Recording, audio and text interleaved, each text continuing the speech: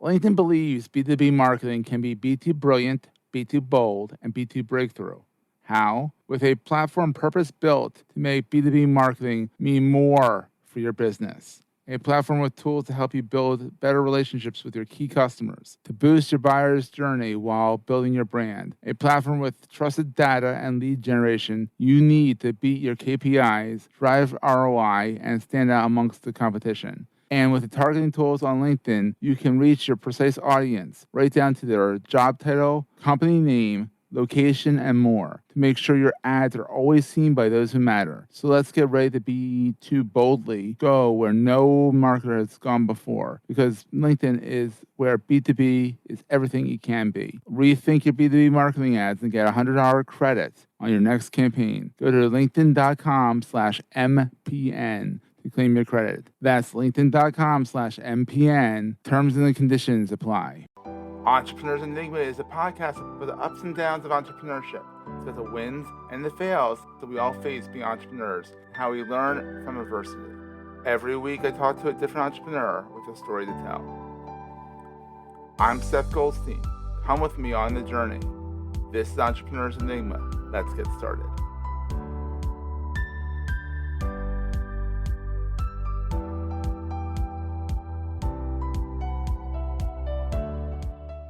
Hey everyone, welcome to another edition of the Entrepreneurs Enigma podcast. I'm Seth. I'm here with Jonthan Gandolf he's the founder and CEO of The Juice. Now, it's not an energy drink. It's not a juicing platform or of any sort or kind. It is, and we're going to go into why it's called The Juice. But it is a content aggregation platform. Is that how you would describe it, Jonthan? We say content curation platform and modern distribution channel. So I like already, you can hear there's two sides to it. But that's the current messaging we're rolling with. There you go. Awesome. And you're out in Indianapolis, right? That's correct. Very good. So let's talk about this, because I found out about you through the Peak membership community, where they introduced The Juice as a way to kind of curate information pretty much for the members so people could learn more and not have to flood their inbox per se and whatnot. And I guess when you started, this was your side hustle. Yeah, so it's an idea. I'm a career B2B marketer. Mm-hmm. It's a problem that I've always faced in every step of my career journey, and enough that it drove me nuts. And I think naturally I'm a problem solver. I'm just wired that way. I like to run to problems and figure them out, and this is one that had bothered me long enough that I had started thinking about how to solve it. Joined forces with the High Alpha Venture Studio here in Indianapolis. We went through about 6 months of validating, revalidating, changing, pivoting, tweaking the vision a little bit until we got to something we were really happy with. And then we started building, and it's been really fast and really fun ever since. Yeah. So you went to Perdue for management, right? Marketing, all the good BS, all the business science BS stuff. Not that BS, but BS, Bachelor's of Science. I say BS, I'm like, they should change it to something else. But and so how did you get started? Like, have you always wanted to be an entrepreneur, or did you kind of just develop over time, or? It's interesting. So at Purdue, I was in the business school, and then I worked in the athletic department. I always thought I was going to work in sports. I had interned with Pacer Sports and Entertainment here in Indianapolis, worked in the Purdue athletic department. And then I had a internship with ExactTarget here in Indianapolis that was digital marketing, email platform. And just fell in love with kind of the tech culture and the pace. And so I ended up starting my career there. I was really fortunate for that. In the time I was there, they had filed to go public, then didn't go public. And then ExactTarget acquired two companies.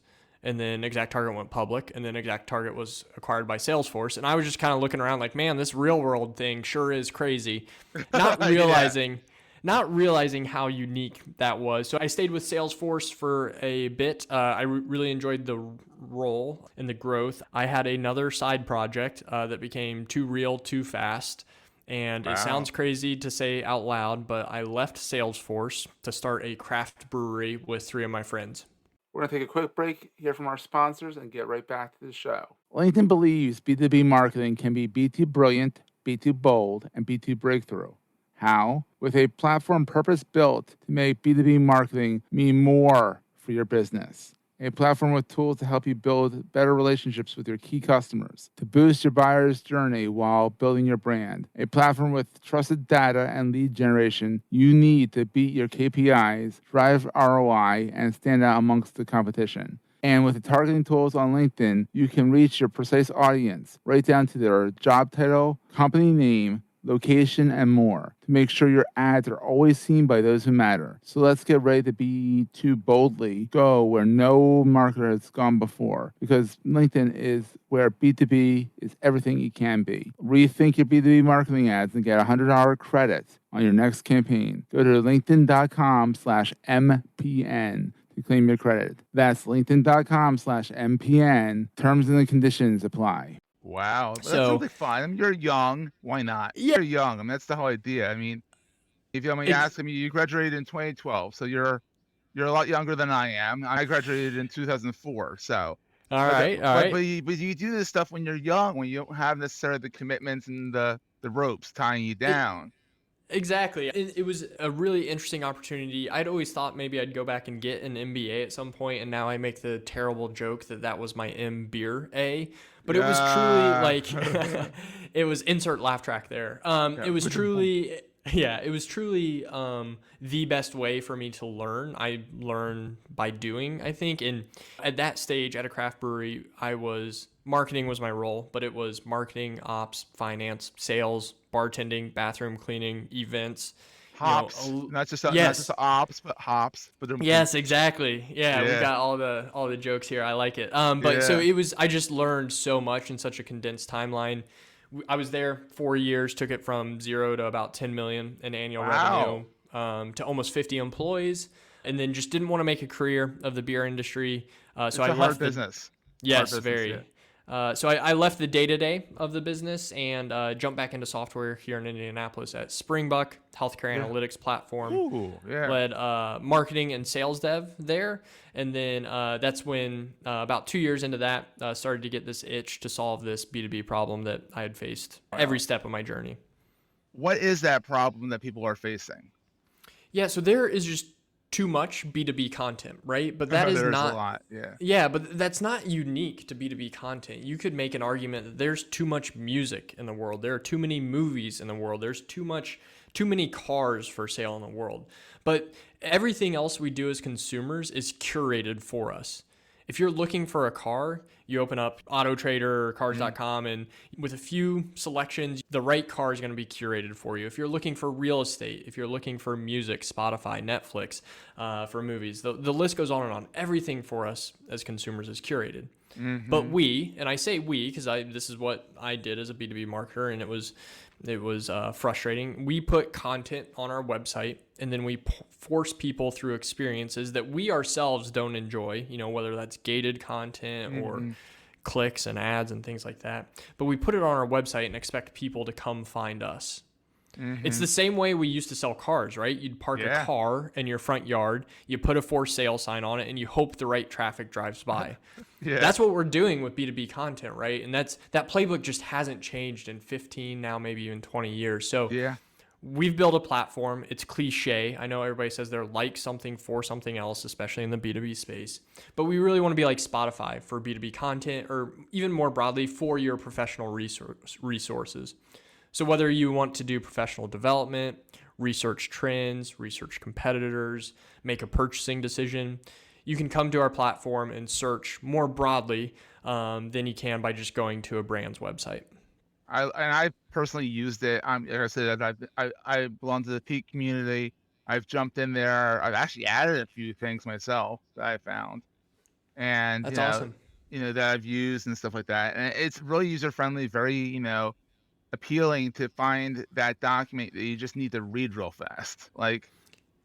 Exactly. And it's I'm glad you use it. I appreciate that. It's fun. I use it. When I'm demoing prospects or investors, it's my personal profile. There's no fake demo account with fake data. I use our platform at least weekly, if not more often daily. It's something that, again, the more you use it, the more curated it gets for you. So it keeps getting stronger and stronger and keeps recommending better and better content for me. That's wild. Yeah. I really enjoy it.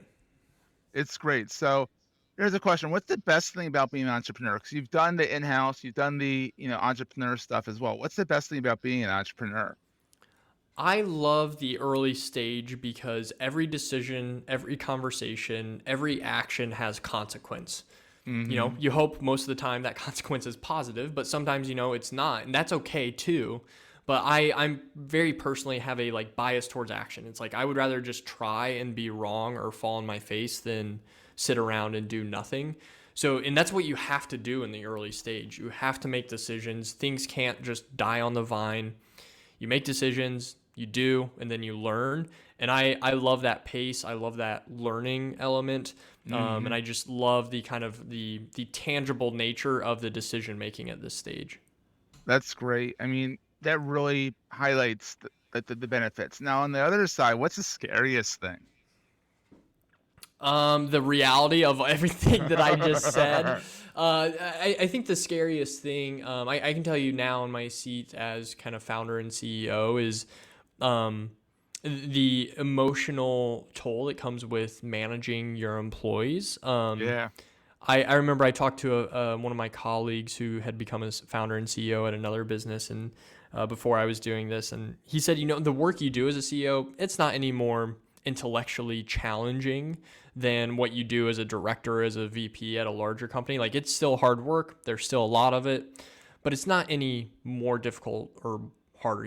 The keys aren't harder to type on, and the mouse isn't more difficult to click. It's still the same stuff. But what's harder is the emotional ups and downs that come with it. And I think that is just it's scary. I go home and I talk to my wife about things how was your day? And I'm like, well, my day was great, but one of my employees is really, really struggling right now. And I'm not sure if I can do something about it or not, but I really want to. That element in this role is a wrinkle that makes it challenging, sometimes extremely rewarding, but also sometimes extremely challenging. Yeah, the people part is really I always find is the hardest. Is Absolutely. managing people trying not to be a jerk when they do something wrong that they've done a few times, trying to coach them the right way and say, well, we gotta fix this. This can't happen again. I understand why it happened. Let's try and work on that way and that kind of thing. So it's exactly. I tell people this has been, for me, I've been really fortunate with this team. This has been a use case for me of hiring smart people and getting out of their way. And that's just been really fun. Exactly. So what is the most important thing to carry with you all the time? I think optimism and the bias towards action. I think if you're optimistic and you're acting, good things will happen more often than not. That's perfect, succinct answer. That's the best one so far. Yeah. Wow, I like it. I like it because I like to pause because you have to think about that one. That one gets a lot of people. So I appreciate it. I like it.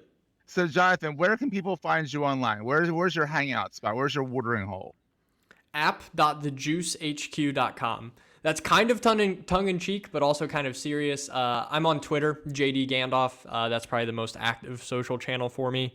But if you visit our platform, I've got a creator page as well where we aggregate content by individual content authors. And you can see all of the content, all of the podcasts I've been on, all of the content I've written, virtual event sessions, and everything is gathered there in one place. Oh, that's fantastic. I love that someone actually is I'm on my own. I am dog fooding my own thing. I prefer drinking my own champagne. That's true, because it is called the juice. Well, Jonthan, thank you so much for being on the show. I really appreciate it. You taking time, because I know you're busy with the startup and all that stuff. So, thank you, Seth. It was a pleasure. Always love talking entrepreneurship with other entrepreneurs, and appreciate the opportunity. Awesome. And we'll see everyone next week. That was a great show. Hey, if you're enjoying Entrepreneurs Enigma, please give us a review on the podcast directory of your choice. We're on all of them. And these reviews really help others find the show. Also, if you're getting value from the show and want to buy me a coffee, go to the show notes and click on the link to help me stay awake while I bring you more great episodes to your ears. That's in the show notes, and I look forward to the next episode. Take care, guys.